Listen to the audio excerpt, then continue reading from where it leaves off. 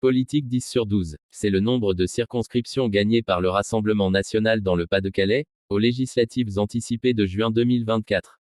C'est pourtant dans ce département, qui ne compte qu'une seule élue Renaissance Pauline Levasseur, suppléante de la ministre Agnès Pannier-Runacher implantée sur ce territoire que le parti présidé par Gabriel Attal fait sa rentrée à partir de ce vendredi 19 jusqu'au dimanche 21 septembre.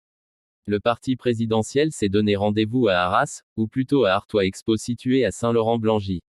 L'occasion pour Gabriel Attal de s'afficher en homme libre et de se projeter vers 2027, que ce soit en lançant un débat interne sur la GPA en ouvrant le chantier d'un changement de nom. Objectif, faire évoluer ce qui était initialement une écurie au service d'un seul homme, Emmanuel Macron. Sébastien Lecornu retire la suppression de 2 jours fériés du projet de budget qu'il va préparer.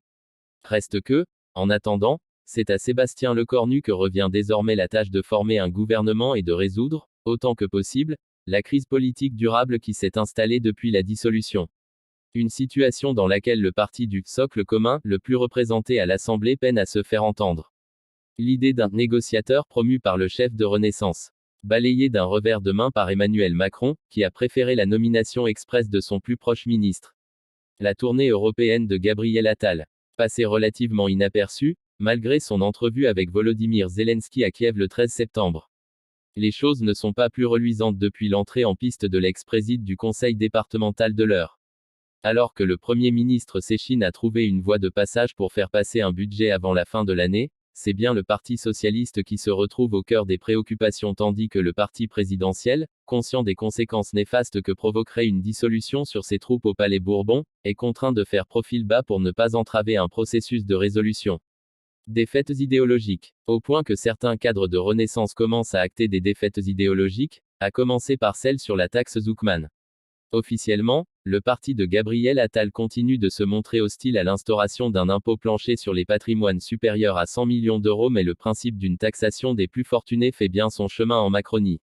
Ce qui, politiquement, consiste à revenir sur le dogme le plus tenace de cette formation se percevant comme pro-business, toujours encline à épargner les plus riches afin d'améliorer l'attractivité économique du pays, si cher à Emmanuel Macron.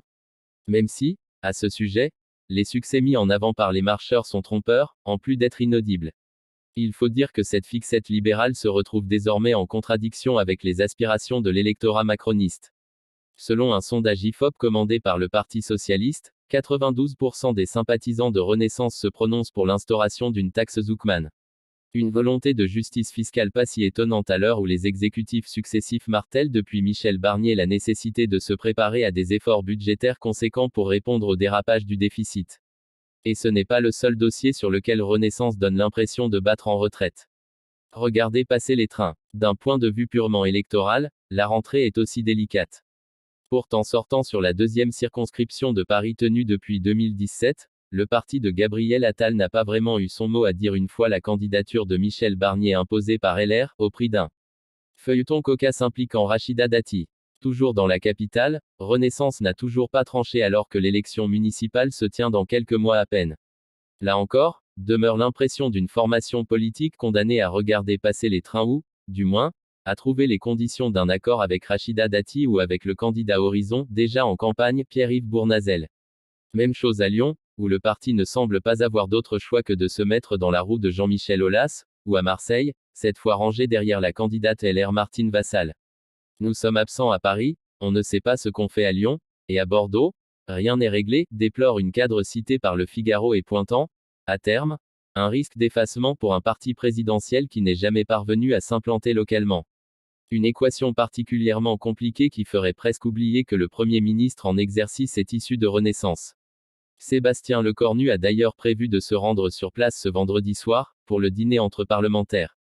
De quoi réchauffer l'ambiance et redonner le moral aux troupes. Possible. D'autant que, selon le programme, Gabriel Attal a prévu une soirée karaoké à l'issue des agapes.